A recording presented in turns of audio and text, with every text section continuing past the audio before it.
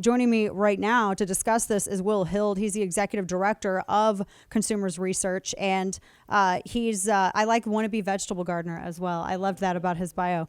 Will, it's good to see you. Thank you for being with us, and congrats on this ad, because this is a great ad. And I kind of wonder what effect the corporate wokery is actually having on consumer confidence. I mean, I'm just, especially as it relates to airlines and Nike. I mean, it seems like this would be really bad press any other time, but I know we're in a really weird era right now. What have you seen, and is this maybe the beginning of some pushback against the stuff in the corporate world?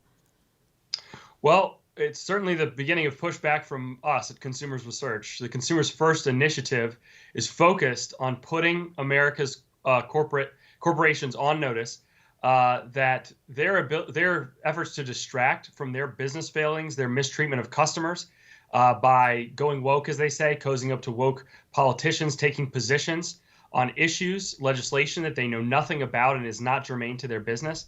Those days are over. We're going to name and shame them, and they're not going to be able to distract from the way they're mistreating their customers. Yeah, and that's incredibly important. I was reading an article, actually something that you had said. American Airlines shrunk legroom for passengers, which they did because I always flew American. They shrunk legroom for passengers and laid off thousands of employees during the lockdown. And then, of course, they were receiving taxpayer bailouts. The same with Coca-Cola and Nike, while they were exploiting foreign, potentially forced, and that's the camps with the Uyghurs, labor in China while American workers suffer. And they don't want to have to answer questions about the problems with their business model. So is this really, is it them trying to not get targeted by the rage mob, or is this trying to hide bad corporate behavior, or maybe a combination of both? It may be a combination of both, but I can tell you that CEO Doug Parker over at American would much rather be in the news, even taking positions against popular laws, like what seems to be going through the Texas legislature right now, than he would talk about his 8-figure paycheck in a year where his company got an multi-billion-dollar taxpayer-funded bailout and is now ranked last among airlines. As you noted, they've shrunk legroom during COVID.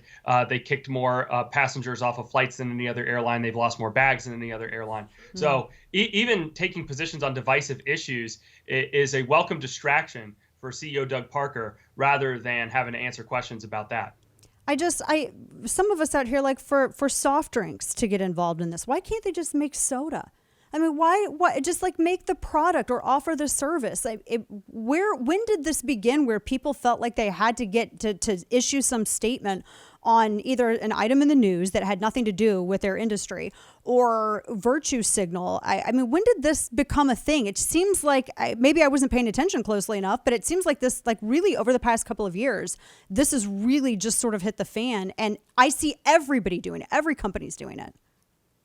Well, it does seem to be a growing trend. I think that a few companies got out front and were able to garner positive press that distracted from their own mistreatment of their customers. And so it became a go-to play in corporate boards across the country when they wanted to say, hey, we don't want focus on whether, like, for example, Nike, we don't want to have focus on our production chain and whether it includes forced labor in China, why we're not making the products here in the United States so that we can know that people weren't forced to sew these Nikes, they were paid a fair salary. Wouldn't it be great if we could just go out and take positions on legislation we know nothing about? And I think, as you saw, as you noted, within the last few years, it's become a go-to strategy. But that's the point of the Consumers First initiative. We're standing up for consumers. We're saying enough is enough. We're not going to let you distract from your mistreatment of your customers and the taint of forced labor in your products anymore, simply because you take positions to cozy up to woke politicians. Are any of these companies we're talking with Hild, who's with actually their new ad came out. We were talking about their new ad the other day, Consumers Research, which is a great ad, and it talks about everything with Nike and all of a lot of these companies that have been making these headlines with us. Has this done enough to alter consumer behavior, the virtue signaling from these corporations? Well, I can tell you that we've had an outpouring of support and encouragement from across the country, from hundreds and thousands of American consumers who've thanked us for finally standing up for them in the marketplace, and that's come from across the political spectrum. Whether you're right, left, middle, up, down, whatever, no one likes to get kicked off a flight. No one likes to have their bag lost, and they certainly don't want to have that done and then have CEO Doug Parker preach at them. They in that case, you've got somebody who paid for a ticket at American Airlines is double subsidized his salary because they paid for the ticket and they're an American taxpayer who helped subsidize his 8-figure paycheck last year. So people are sick and tired of being preached at. And they're just doing it to distract from their own failings. Yeah, no, I think that's a great point. And whenever previously people have wanted to, object to what some of these companies were doing, I think a lot of times, as I'm sure you understand, which is why you have this campaign to amplify consumers' voices and concerns with this, because it really does seem like if one person says something, they feel like they're not being heard, and everyone's kind of very individual about it. And there hasn't really been, I think, until this campaign, just like a way to kind of unite everybody together and really amplify that and get these companies' attention. Because I just can't imagine this is a lasting business move for any of these companies. Well, as the nation's oldest consumer protection organization, we have a 91-year pedigree in standing up for the consumer, protecting their interests in the marketplace, and we're going to continue doing that. This is as I may have mentioned, this is phase one. It's a 7-figure ad campaign, but we're going to keep going. As long as we see the phenomenon of companies mistreating their consumers and trying to distract from those problems by going woke, taking positions that have nothing to do with their business on legislation they know nothing about, we're going to be naming and shaming them and calling them out, and that's not going to stop. And you mentioned specifically Delta because they were very, very vocal with Georgia's election law with their voter ID, and that was really the only thing that they were mad about. It really expanded voter access that we talked about on the show. What's the next step? Because you have the ad campaign, as you mentioned, because these companies, and for those watching, we're talking to Will Hild, who's with he's the executive director of consumer research. You have these companies now that are looking to overturn voters' will with Georgia at the state level. So you have the ad campaign. What is the next step? If you can, I don't know how much of it you can discuss, but what is the next step for consumers research in terms of really just getting these companies' attention and really pushing back against this movement in corporate world? Well, as I noted, we're in phase one of an ongoing campaign, and so we're focused on the 3 companies right now. But I can tell you this.